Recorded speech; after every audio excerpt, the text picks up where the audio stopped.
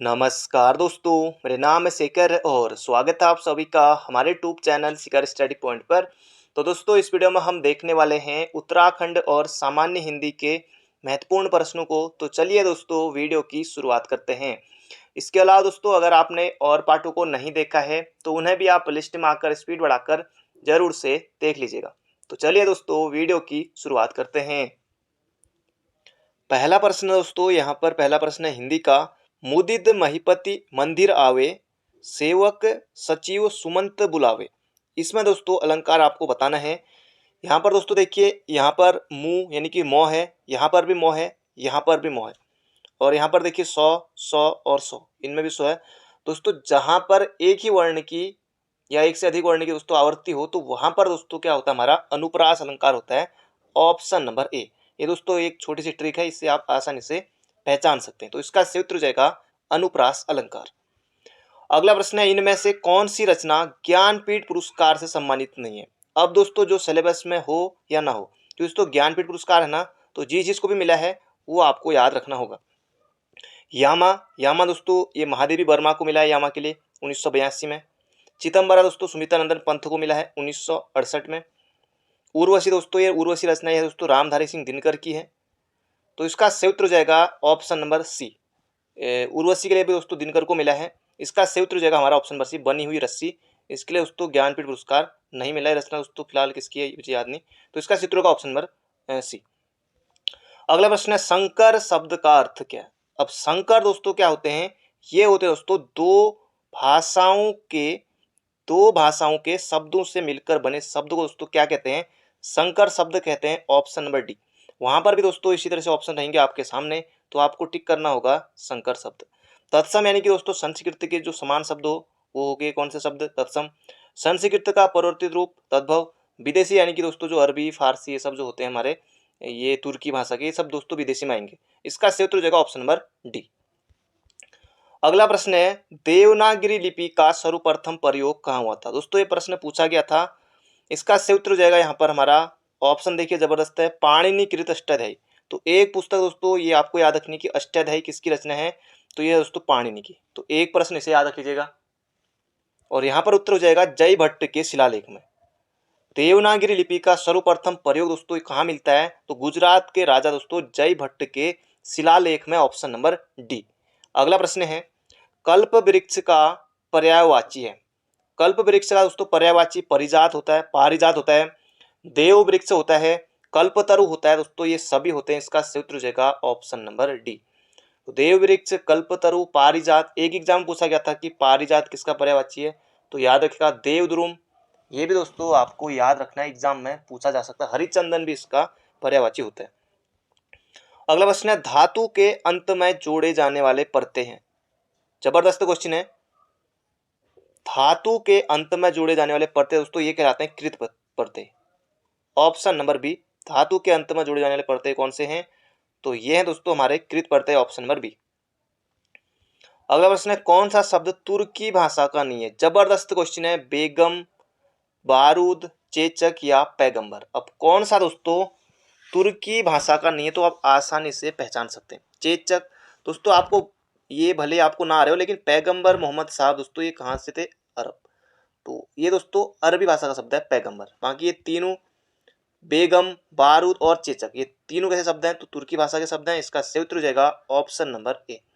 उर्दू किस भाषा का शब्द है, तो उर्दू भी दोस्तों खुद उर्दू का नहीं है। उर्दू दोस्तों तुर्की भाषा का शब्द है, एक एग्जाम में ये पूछा था। अब हिंदी दोस्तों ये भी खुद हिंदी भाषा का शब्द नहीं है। हिंदी दोस्तों फारसी भाषा का शब्द है, ये भी आपको याद रखना होगा। अगला प्रश्न है, निम्नलिखित में से तद्भव शब्द को पहचानिए। आलस, तद्भव यानी कि दोस्तों संस्कृत से परिवर्तित रूप, कुष्ठ, उल्लास, अंधकार। तद्भव दोस्तों आपको यहाँ पर पहचानना होगा। तो यहाँ पर उत्तर होगा दोस्तों तद्भव आलस। आलस इसका सही उत्तर है दोस्तों। आलस क्या है, तद्भव। इसका तत्सम क्या होगा, आलस्य होगा, आलस्य होगा। ये जो कुष्ठ है ना, इसके लिए क्या होता है दोस्तों, कोढ़ होता है, कोढ़। ये उल्लास है दोस्तों, इसके लिए क्या होता है, हुल्लास होता है, हुल्लास। अंधकार के क्या होगा दोस्तों, तत्सम, ये होगा अंधेरा, है ना, आसान है, अंधेरा होगा। तो इसका सही उत्तर होगा ऑप्शन नंबर ए। अगला प्रश्न है, यह है ताले की चाबी है, रेखांकित में कौन सा कारक है। जबरदस्त क्वेश्चन है, बहुत से अभ्यर्थी यहाँ पर गलती करेंगे। ताले की, अपादान, कर्ता, करण या संप्रदान। जबरदस्त क्वेश्चन है, बहुत से अभ्यर्थी एग्जाम में गलती करने वाले हैं। इसका सही उत्तर होगा दोस्तों संप्रदान। अब संप्रदान में क्या होता है, के को लिए होता है, तो ताले की चाबी, ताले के लिए चाबी, दोस्तों ये हो जाएगा हमारा ऑप्शन नंबर ए। संप्रदान दोस्तों यहाँ पर क्या होता है कि को मतलब कि जिसके लिए कुछ किया जाए या फिर जिसको कुछ दिया जाए, तो वहां पर होता है संप्रदान। जैसे राजा सेवक को कम्बल देता है, तो वहां पर भी क्या होगा हमारा, ये हो जाएगा संप्रदान कारक। अगला प्रश्न है, पाठक शब्द का बहुवचन क्या होगा। पाठक का क्या होगा दोस्तों, पाठक का होता है क्या, पाठकगण। बिल्कुल आसान है ना, पाठकगण कहते हैं, न्यूज़पेपर में भी आता है पाठकगण, तो ये पाठक हो जाएगा दोस्तों, पाठकगण। इसका उत्तर होगा ऑप्शन नंबर ए। अगला प्रश्न है, शुद्ध वाक्य का चयन कीजिए। जबरदस्त क्वेश्चन है और यहाँ पर गलती होने के चांस है, लेकिन आपको बिल्कुल सही करना है। 3 दोस्तों इसमें शुद्ध हैं और मात्र एक ही शुद्ध है। माता पिता की शुश्रूषा करनी चाहिए, तूफान आने का संदेह है, अनेक निरपराध दंड के भागी हुए, इसके एकमात्र 2 कारण हो सकते हैं। अब देखिए गलती कहाँ हुई है, पहले देख लेते हैं। इसके एकमात्र 2 कारण हो सकते हैं। अब एक मात्र भी कह रहा है, 2 भी कह रहा है, क्या हो सकता है, क्या नहीं हो सकता। इसके मात्र 2 कारण हो सकते हैं, ये सही होता, ये गलत हो गया। तूफान आने का संदेह है, तूफान आने का भय है दोस्तों, ऐसा कुछ नहीं। तूफान आने की क्या दोस्तों, आशंका है ना, आशंका, तो ये तब सही होता, संदेह हो गया, ये गलत है। माता पिता की शुश्रूषा करनी चाहिए दोस्तों, माता पिता की सेवा करनी चाहिए, तो ये सही होता। इसका शत्रु का दोस्तों, अनेक निरपराध दंड के भागी हुए। अब कई अभ्यर्थी यहाँ पर निरपराधी होता तो उसे सही करते, इसे गलत बता रहे होंगे। नहीं नहीं दोस्तों, निरपराधी होता, निरपराधी नहीं होता है ना, याद रखिएगा। अनेक निरपराध दंड के भागी हुए, बिल्कुल बिल्कुल बिल्कुल बिल्कुल सही है। अगला प्रश्न दोस्तों, उत्तराखंड के प्रश्न आने वाले हैं, अंत तक बने रहेगा। जबरदस्त क्वेश्चन है, उल्टी माला फेरना दिए गए विकल्पों में से कौन सा प्रयुक्त मुहावरे का सही अर्थ है। ठगना, गलत काम करना, व्यंग करना या किसी का बुरा सोचना, ये हो जाएगा उल्टी माला फेरना, यानी कि किसी का बुरा सोचना, बिल्कुल आसान है। अगला प्रश्न है, विनय पत्रिका की भाषा क्या है। दोस्तों ये वीडियो में आया था, फिर वीडियो में इसमें गलत उत्तर दिया हुआ था, लेकिन इसका सही उत्तर दोस्तों विनय पत्रिका की भाषा क्या होगी, फिर सुधार हो गया था दोस्तों, यह है ब्रज भाषा। और किसकी रचना है दोस्तों विनय पत्रिका, यह है तुलसीदास की। रामचरितमानस दोस्तों तुलसीदास की किसमें है, अवधि में है, रामचरितमानस अवधि में है, और विनय पत्रिका दोस्तों यह है ब्रज भाषा में, तुलसीदास की है। बिल्कुल बिल्कुल बिल्कुल आपको याद रखना होगा। अगला प्रश्न है, कंठ तालव्य कौन सा। जबरदस्त क्वेश्चन है दोस्तों, कंठ तालव्य कौन सा है। इसका सही उत्तर हो जाएगा ए आई। ये हमारे दोस्तों कैसे शब्द हैं, कैसे वर्ण दोस्तों ये हैं, कैसे वर्ण है, शब्द तो नहीं है, कैसे वर्ण दोस्तों ये कंठ तालव्य है। उ उ ये कौन से दोस्तों, ये है हमारे ओष्ठ, ओष्ठ यानी कि होठों से बोले जाते हैं। अ आ दोस्तों ये कंठ, ये कंठी में आ जाएंगे। ह कौन सा आएगा दोस्तों, ह, ये आप बताएगा, ये जो ह है ना, ये कहाँ से इसका उच्चारण होता है, ये आप कमेंट बॉक्स में बताएगा। कंठ तालु मूर्धा दंते उष्ट, इन्हीं में से कहीं से होता है। तो ह का उच्चारण ह डैश करके जिस जहाँ से भी होता है, कंठ तालु मूर्धा दंती, तो ये आप कमेंट बॉक्स में जरूर से लिखेगा। र और सो, ये दोस्तों कैसे हैं, ये वाला स्व दोस्तों मूर्धा है, और ये भी दोस्तों र, ये भी मूर्धा है, तो दोनों मूर्धा है। मूर्धा में जैसे कौन आता है दोस्तों, टॉ वर्ग आता है ना, तो ये भी याद रखिएगा। अगला प्रश्न है, निम्नलिखित में से क्या एक निश्चयवाचक सर्वनाम है। कोई अनिश्चयवाचक, आप, मैं, अपने, आप, ये आप मतलब निजवाचक, हम, उत्तम पुरुष, नहीं, ये दोस्तों ये है, वो है। ये निश्चयवाचक दोस्तों ये है, क्या है, निश्चयवाचक सर्वनाम। सर्वनाम के कितने भेद होते हैं दोस्तों, 6 भेद होते हैं सर्वनाम के, ये भी आपको याद रखना होगा। बढ़ते हैं अगले प्रश्न की तरफ। अगला प्रश्न दोस्तों, अब यहाँ पर अगर आपने परीक्षा वाणी अच्छे से पढ़ी है तो आपको बिल्कुल मजा आएगा, नहीं पढ़ी है तो फिर भी देख लीजिए, कुछ ना कुछ सीखेंगे।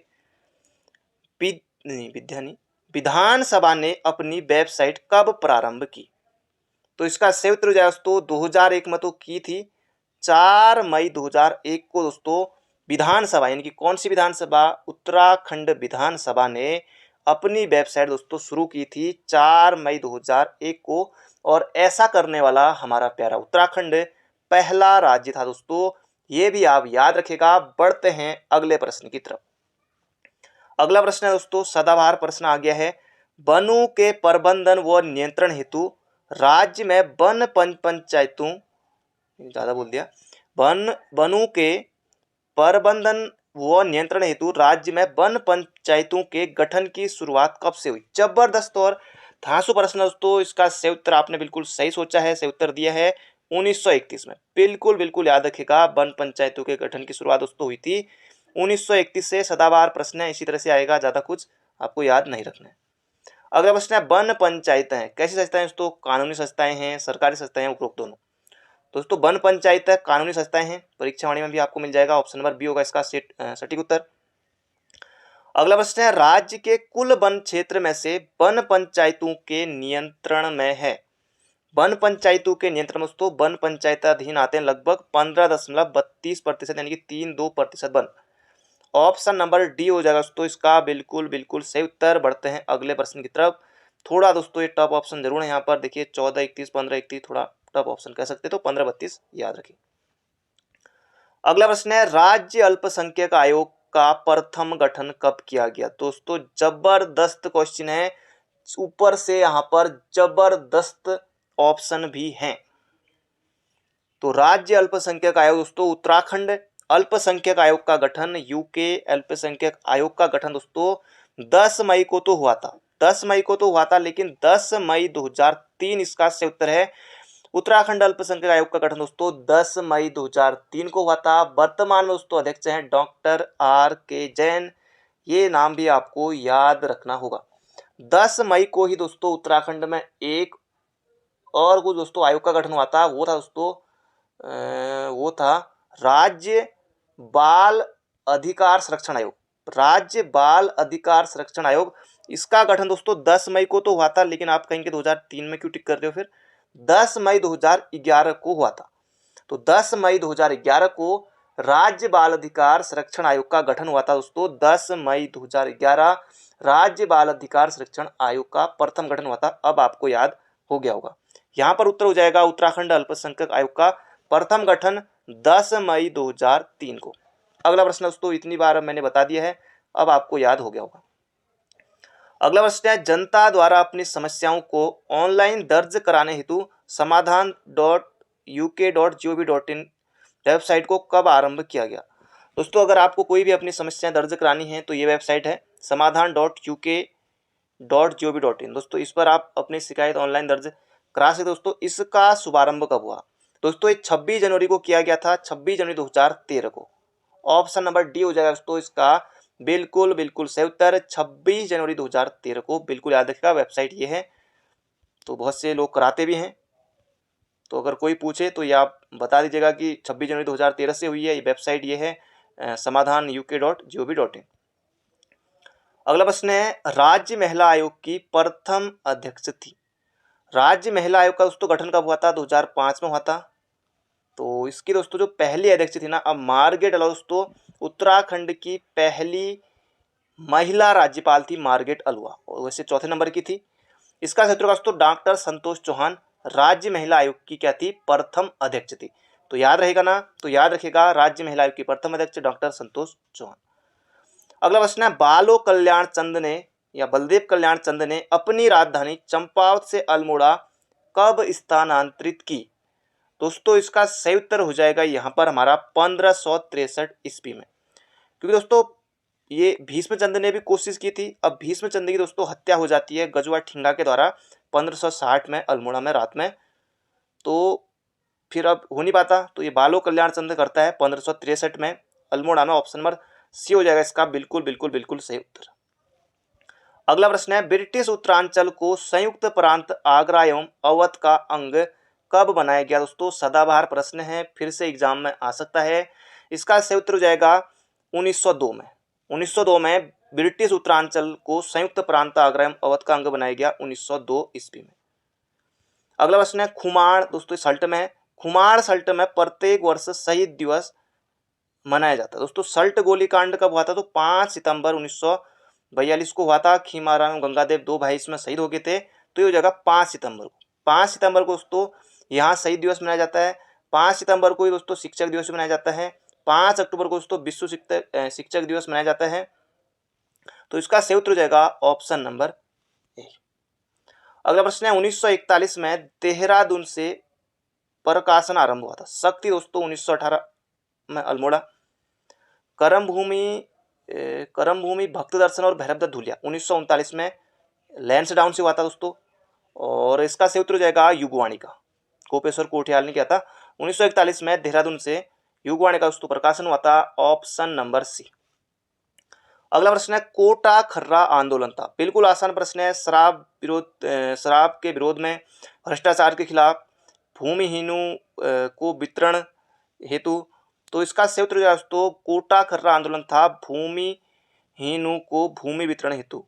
तो इसका सही उत्तर हो जाएगा ऑप्शन नंबर ए। कनकटा बैल आंदोलन दोस्तों ये भी अल्मोड़ा में चलाया था, मतलब कि जबरदस्त था। उस मतलब कान काट कर 2 बार बीमा राशि हड़प ली थी दोस्तों, लमगड़ा के ब्लॉक की बात है उस समय की। अगला प्रश्न है उत्तरांचल पृथक राज्य की मांग सर्वप्रथम कब उठाएगी। जबरदस्त क्वेश्चन दोस्तों, प्रश्न पूछा ही जाएगा और पूछा भी जा चुका है पहले। तो उत्तरांचल पृथक राज्य की मांग सर्वप्रथम दोस्तों उठाई गई थी वर्ष 1938 ईस्वी में। तो 1938 में दोस्तों बिल्कुल याद रखेगा, श्रीदेव सुमन ने उठाई थी। Option number B. अगला प्रश्न है उत्तर प्रदेश के पूर्व मुख्यमंत्री मुलायम सिंह यादव ने उत्तरांचल राज्य की संरचना और राजधानी पर विचार करने के लिए कौशिक समिति का गठन किस वर्ष किया। तो कौशिक समिति का गठन किस मुख्यमंत्री के समय हुआ। तो मुलायम सिंह यादव के समय हुआ। तो ये दोस्तों 1994 में हुआ था, याद रखिएगा ऑप्शन नंबर डी। और 1994 दोस्तों मई में 1994 में अपनी रिपोर्ट दी थी कौशिक समिति ने। जब दोस्तों उत्तराखंड का गठन हुआ उस समय यूपी के सीएम कौन थे।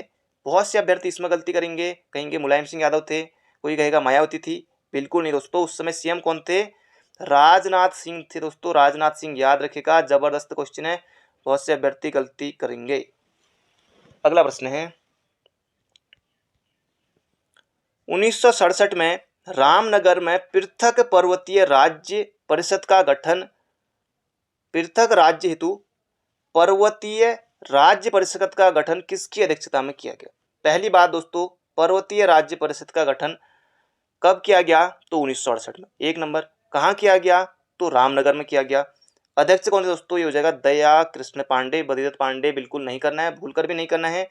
दया कृष्ण पांडे दोस्तों इसके उपाध्यक्ष थे। अगला प्रश्न है 21 जुलाई 1992 को किसने गैरसैंण में प्रस्तावित राजधानी की नींव डाली और उसका नाम चंद्रनगर रखा। अब चंद्रनगर दोस्तों इसलिए रखा क्योंकि जो ये वीर चंद्र सिंह गढ़वाली थे तब दोस्तों रखा। वीर चंद्र सिंह गढ़वाली के नाम पर दोस्तों चंद्रनगर रखा। गैरसैंण में दोस्तों कब, 21 जुलाई 1992 को किसने गैरसैंण में प्रस्तावित राजधानी की नींव डाली और उसका नाम चंद्रनगर रखा। तो इसका सही उत्तर हो जाएगा दोस्तों ऑप्शन नंबर 1, काशी सिंह ऐरी ने। Option number A. अब हरिकृष्ण अतुड़ी दोस्तों इन्होंने गढ़वाल का इतिहास लिखा। बिपिन चंद्र त्रिपाठी दोस्तों ये भी अल्मोड़ा से संबंधित थे। बिपिन चंद्र त्रिपाठी इंजीनियरिंग कॉलेज दोस्तों ये द्वाराहाट अल्मोड़ा में है। इसका सही उत्तर हो जाएगा काशी सिंह ऐरी। अगला प्रश्न है निम्नलिखित में से उत्तर प्रदेश से सबसे कम सीमा रखने वाला जनपद है। उत्तराखंड के दोस्तों यूपी के साथ कितने जनपद लगते हैं, 5। और यूपी के उत्तराखंड के साथ कितने जनपद लगते हैं, तो 7। तो उत्तर प्रदेश से सबसे कम सीमा रखने वाला जिला दोस्तों उत्तर प्रदेश से दोस्तों यहाँ देहरादून है ना। देहरादून के बाद हरिद्वार आया, हरिद्वार फिर पौड़ी फिर नैनीताल, थोड़ा मैंने मैप गलत बताया लेकिन, और फिर यहाँ उधम सिंह नगर। तो ये 5 जनपद हैं। सबसे कम सीमा दोस्तों लगती है नैनीताल की। ऑप्शन नंबर सी बिल्कुल बिल्कुल सटीक उत्तर है, याद रखिएगा। अगला प्रश्न है बाल गंगा किसकी सहायक नदी है दोस्तों। ये प्रश्न भी एग्जाम में पूछा जा चुका है। बाल गंगा दोस्तों ये है भिलंगना की सहायक नदी। भिलंगना की सहायक नदी टिहरी में बहने वाली इन ऑप्शन में से एकमात्र नदी है दोस्तों, वह है भिलंगना। Option number D. अगला प्रश्न है मंदाकिनी और अलसतरंगणी नदी संगम स्थित है। जबरदस्त और धांसू प्रश्न है।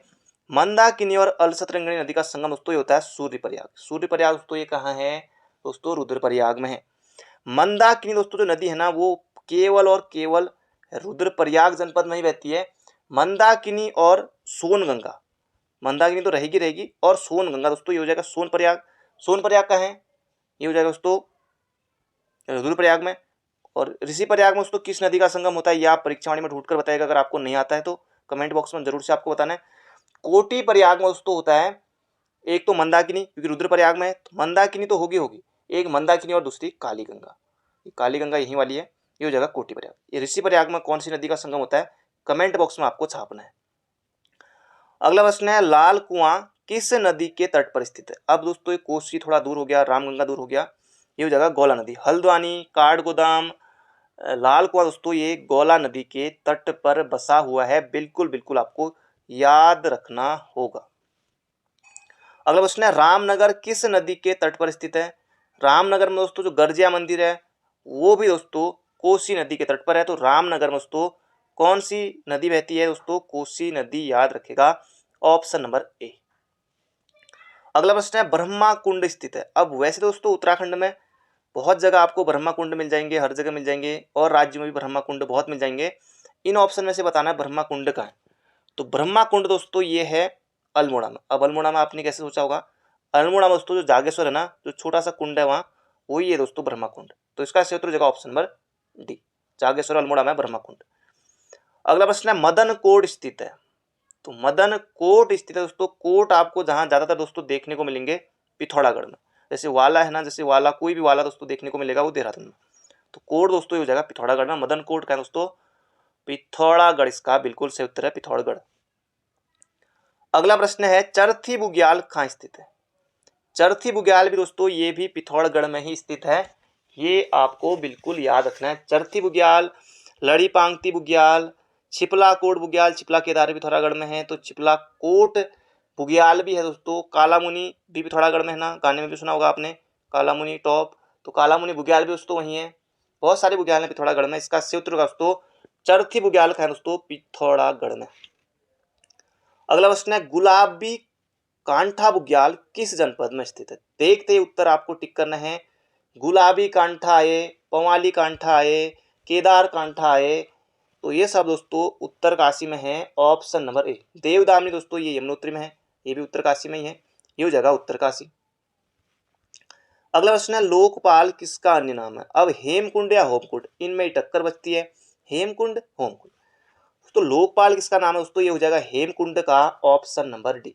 और यही दोस्तों सिखों के जो 10वें गुरु थे, गुरु गोविंद सिंह, उन्होंने यहाँ तपस्या की थी, तो option number D. Hemkund, Homkund, Roopkund, Satopanth ताल दोस्तों ये सभी के सभी कहाँ हैं? ये सभी दोस्तों चमोली जनपद में है, याद रखिएगा।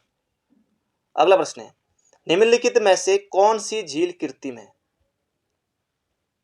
कृत्रिम झील दोस्तों एक तो है मनेरी और दूसरी है जोशियाड़ा। ये मनेरी भाली जल विद्युत परियोजना दोस्तों उत्तरकाशी में ना, भागीरथी नदी पर, और मनेरी और जोशियाड़ा दोस्तों ये दोनों क्या है, हमारी कृत्रिम झीलें हैं और उत्तरकाशी में। जैसे दोस्तों बैजनाथ झील कहाँ है? बागेश्वर में है ना, कृत्रिम झील है वो भी। तो ये दोस्तों ये उत्तरकाशी में है, ये हो जाएगा ऑप्शन नंबर, ये दोनों होंगे, उपरोक्त दोनों। अगला प्रश्न दोस्तों अब आता है बचेंद्री पाल वाला प्रश्न। अब जो कि दोस्तों इस बार विवादित रहा था कि 1983 को लेकर आयोग ने उत्तर दिया था, डिलीट कर दिया था प्रश्न को। तो यहाँ पर दोस्तों अलग है कि किस वर्ष बचेंद्री पाल ने आरोहण किया करके था वो प्रश्न। आज तक आयोग 1984 देता था दोस्तों, इस बार गलत दे दिया।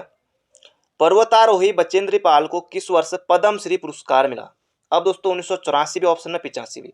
अब कहीं दोस्तों 85 दिया हुआ है, कहीं 84, लेकिन दोस्तों गूगल में भी देखा तो 84 बता रहा था। तो 84 में दोस्तों पद्मश्री दिया गया बचेंद्री पाल को। दोस्तों अगर आपको कुछ गलती लगती है तो कमेंट बॉक्स में, आप भी दोस्तों तैयारी करने वाले हैं और मैं भी तैयारी करने वाला हूं, तो कमेंट बॉक्स में आप भी बता सकते हैं। अर्जुन पुरस्कार दोस्तों इनको 1986 मिला था, इसमें कोई भी वाद नहीं है। हाल ही में दोस्तों 2019 में, अब हाल ही का कहेंगे ना, करंट अफेयर में बनेगा, तो 2019 में बचेंद्री पाल को दोस्तों मिला था पद्म विभूषण, नहीं पद्म भूषण, पद्म भूषण, याद रखिएगा, पद्म भूषण मिला है 2019 में बचेंद्री पाल को। हाल फिलहाल का दोस्तों प्रश्न है, बन सकता है एग्जाम में टपक सकता है। अगला प्रश्न है, चंद्रप्रभा एतवाल किस वर्ष पद्मश्री? चंद्रप्रभा एतवाल दोस्तों ये भी पर्वतारोही हैं, माउंटेन गोड दोस्तों इन्हें कहा जाता है, माउंटेन गोड दोस्तों इन्हें कहा जाता है। तो चंद्रप्रभा एतवाल को किस वर्ष पद्मश्री दिया गया? तो इसका सही उत्तर दोस्तों 1990 ईस्वी में, ऑप्शन नंबर बी।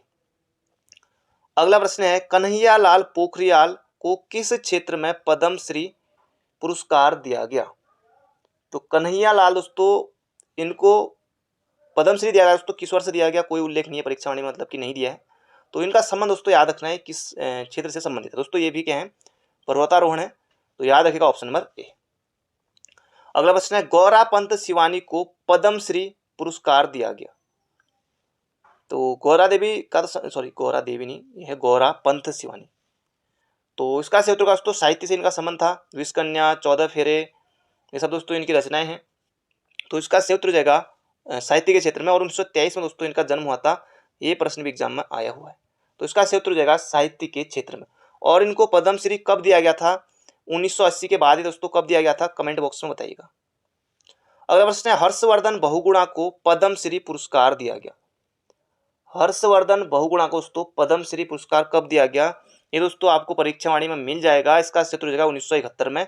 और इनको दोस्तों ये पुरस्कार दिया गया था मरणोपरांत। पर्वतारोहण से दोस्तों इनका संबंध था। पर्वतारोही थे दोस्तों कौन? हर्षवर्धन बहुगुणा। और इसके लिए इनको पद्मश्री मिला था 1971 में उत्तर प्रदेश सरकार के द्वारा। अगला प्रश्न है, निम्न में से किसे मरणोपरांत पद्मश्री पुरस्कार दिया गया? Harshvardhan Bahuguna. Harshvardhan Bahuguna, option number C. Sunderlal Bahuguna को 1981 में पद्मश्री मिला था, इन्होंने लेने से इनकार कर दिया था। लवराज सिंह धर्मसत्तू को दोस्तों 2014 में मिला था पद्मश्री। ये प्रश्न पूछा भी गया था एग्जाम में कुछ साल पहले। इसका सही उत्तर होगा दोस्तों हर्षवर्धन बहुगुणा। हर्षवर्धन बहुगुणा। अगला प्रश्न है, नीलांबर जोशी को कब और किस क्षेत्र में पद्मश्री दिया गया? अब दोस्तों भले ही आपको ये सन याद ना हो कि कब दिया गया, लेकिन ये तो जरूर याद होगा ना कि नीलांबर जोशी का संबंध किस क्षेत्र से है। तो नीलांबर जोशी दोस्तों इसका सही उत्तर हो जाएगा अंतरिक्ष वैज्ञानिक है दोस्तों ये। और 1984 में इन्हें पद्मश्री दिया गया। और इनका संबंध किससे दोस्तों? ये हैं अंतरिक्ष वैज्ञानिक, जैसे भूवैज्ञानिक खड़क सिंह वल्दिया और अंतरिक्ष वैज्ञानिक नीलांबर जोशी। तो ये भी आपको याद रखना है। अगला प्रश्न है, डॉक्टर अनिल प्रकाश जोशी को किस क्षेत्र में पद्मश्री पुरस्कार दिया गया? तो इनको दोस्तों दिया गया समाज सेवा के लिए 2005 में। 2005 में दोस्तों अनिल प्रकाश जोशी को पद्मश्री दिया गया, बिल्कुल बिल्कुल याद रखिएगा। अगला प्रश्न है, अभिनव बिंद्रा दोस्तों, अभिनव बिंद्रा को पद्मश्री पुरस्कार दिया गया। अभिनव बिंद्रा ने दोस्तों 2008 में बीजिंग में दोस्तों शूटिंग से इनका संबंध दोस्तों, निशानेबाजी से इनका संबंध दोस्तों, उसमें इन्होंने क्या जीता था? गोल्ड। तो अभिनव बिंद्रा दोस्तों ये देहरादून के हैं। और इनको पद्मश्री दोस्तों कब दिया गया था, यहाँ पर पूछा गया है। तो इसका सही उत्तर हो जाएगा यहाँ पर हमारा ऑप्शन नंबर डी 2009 में। अगला प्रश्न है, प्रख्यात साहित्यकार रस्किन बॉन्ड को किस वर्ष पद्मश्री पुरस्कार से सम्मानित किया गया? जबरदस्त दोस्तों क्वेश्चन है। रस्किन बॉन्ड को दोस्तों पद्मश्री कब मिला था? तो ये मिला था दोस्तों 1999 में।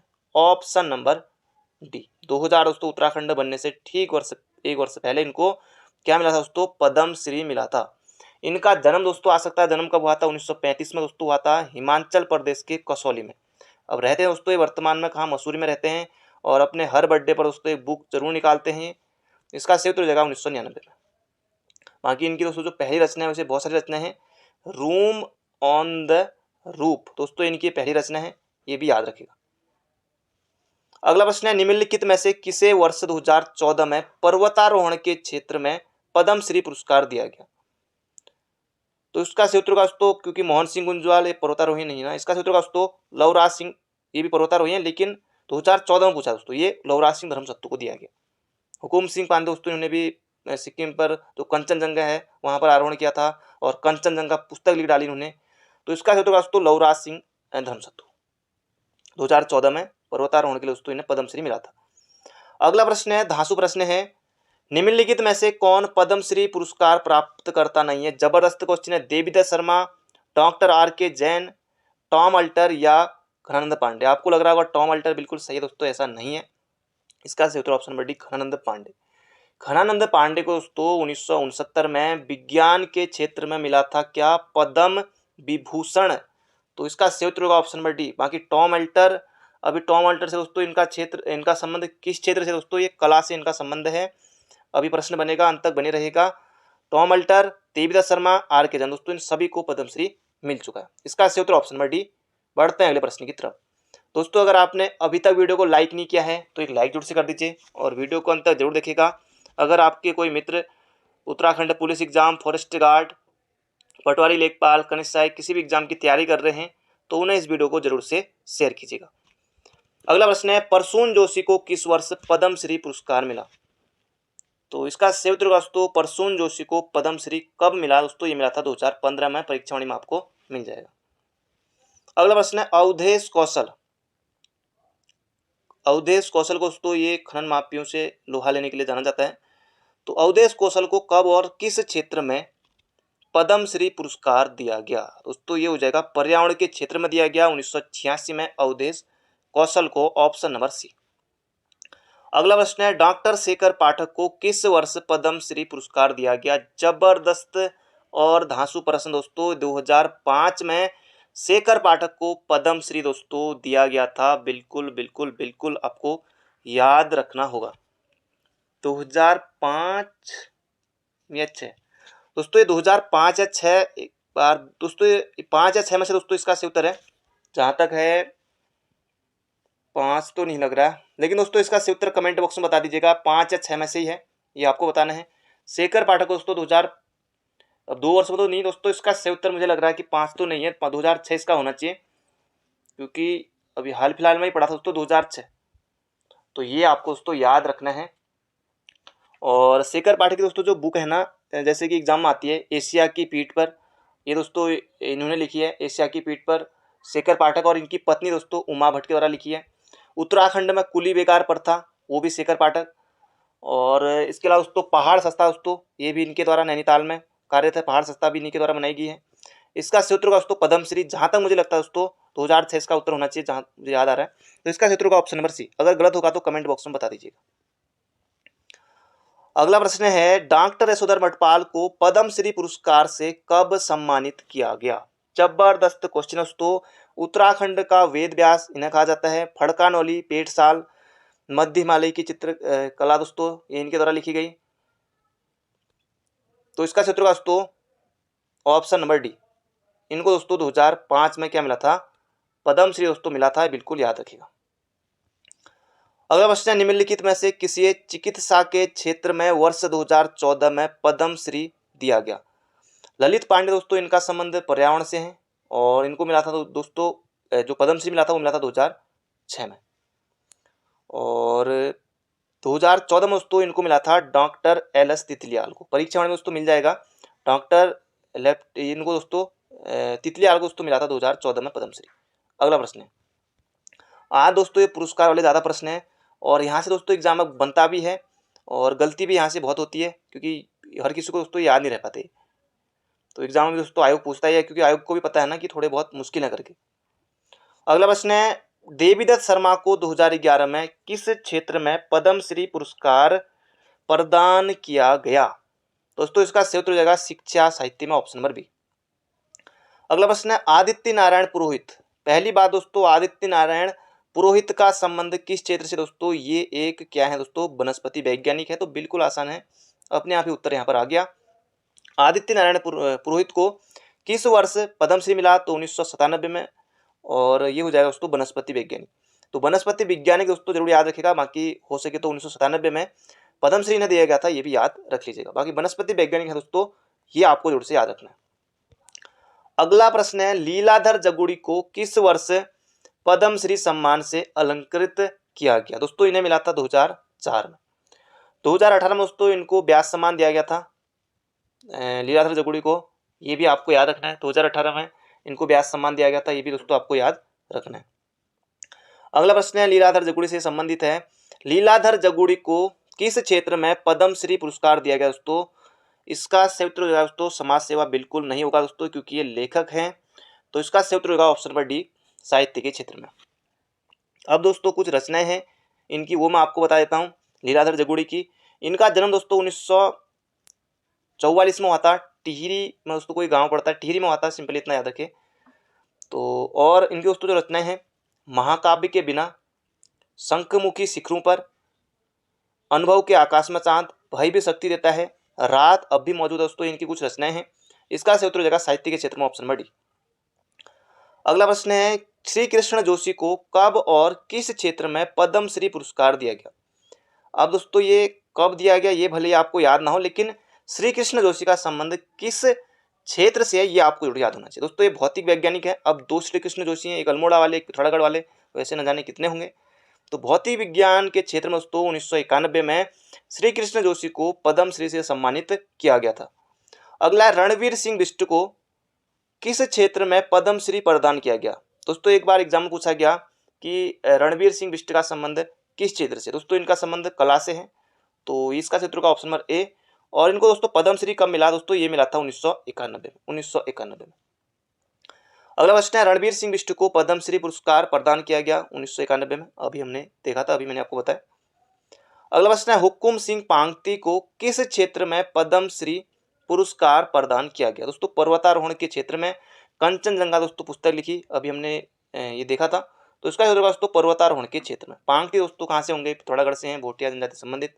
अगला प्रश्न है, मृणाल पांडे को कब और किस क्षेत्र में पद्मश्री पुरस्कार से सम्मानित किया गया? आज दोस्तों आपके लिए बहुत टफ हो रहा होगा ये, लेकिन दोस्तों जबरदस्त है, याद कर लीजिए। मृणाल पांडे को कब और किस क्षेत्र में पद्मश्री पुरस्कार से सम्मानित किया गया? दोस्तों इनका संबंध दोस्तों साहित्य से है। अब देखिए ऑप्शन गजब के है ना, और साथ ही दोस्तों पत्रकारिता भी। तो ये जगह 2005 ईस्वी में पत्रकारिता एवं साहित्य में मृणाल पांडे को पद्मश्री पुरस्कार से सम्मानित किया गया। गौरा पंत की दोस्तों ये बेटी। अगला प्रश्न है, निम्न में से कौन समाज सेवा के क्षेत्र में पद्मश्री पुरस्कार प्राप्त करता नहीं? जबरदस्त दोस्तों ये क्वेश्चन यहाँ पर है। देवकीनंदन पांडे बिल्कुल दोस्तों, अनिल प्रकाश जोशी अभी हमने देखा ही था, प्रोफेसर देवेंद्र रहनेवाल। अगर आपने दोस्तों ऑप्शन नंबर सी सोचा है तो आप बिल्कुल बिल्कुल बिल्कुल गलत है दोस्तों। इसका सही उत्तर हो जाएगा ऑप्शन नंबर बी। इनको दोस्तों दिया गया है, इसका सही उत्तर हो जाएगा option number B, Sukhdev Pandey.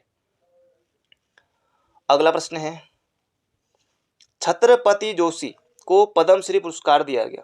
तो छत्रपति दोस्तों इनका संबंध किस क्षेत्र से है? दोस्तों भूवैज्ञानिक खड़क सिंह बल्दिया। छत्रपति जोशी दोस्तों ये हैं वायरलेस विशेषज्ञ के रूप में हैं, परीक्षावाणी में मिल जाएगा यह प्रश्न भी। तो छत्रपति जोशी दोस्तों ये हैं क्या? वायरलेस विशेषज्ञ। अगला प्रश्न है, डॉक्टर श्याम सिंह शशि को किस क्षेत्र में पद्मश्री पुरस्कार दिया गया? दोस्तों ये पर्वतारोहण के क्षेत्र में होगा क्या? बिल्कुल नहीं दोस्तों, श्याम सिंह शशि दोस्तों इसका सही उत्तर हो जाएगा साहित्य में। अगला प्रश्न है दोस्तों, डॉक्टर टॉम अल्टर को कब और किस क्षेत्र में पद्मश्री पुरस्कार मिला? तो इसका सही उत्तर हो जाएगा दोस्तों 2007 में मिला इन्हें, और कला एवं संस्कृति दोस्तों इनका संबंध है, ऑप्शन नंबर डी। दोस्तों ये थे आज के हमारे महत्वपूर्ण प्रश्न। बाकी मिलते हैं बहुत जल्दी एक नए वीडियो में। तो thank you friend, thank you so much. अपना ध्यान रखिए, स्वस्थ रहिए, मस्त रहिए। अगर दोस्तों आपको लगता है किसी क्वेश्चन में गलती है, क्योंकि दोस्तों आज जबरदस्त क्वेश्चन थे, तो आप कमेंट बॉक्स में जरूर से बता दीजिएगा। तो मिलते हैं बहुत जल्दी नई वीडियो में। Thank you friend, thank you so much. अपना ध्यान रखिए, स्वस्थ रहिए, मस्त रहिए।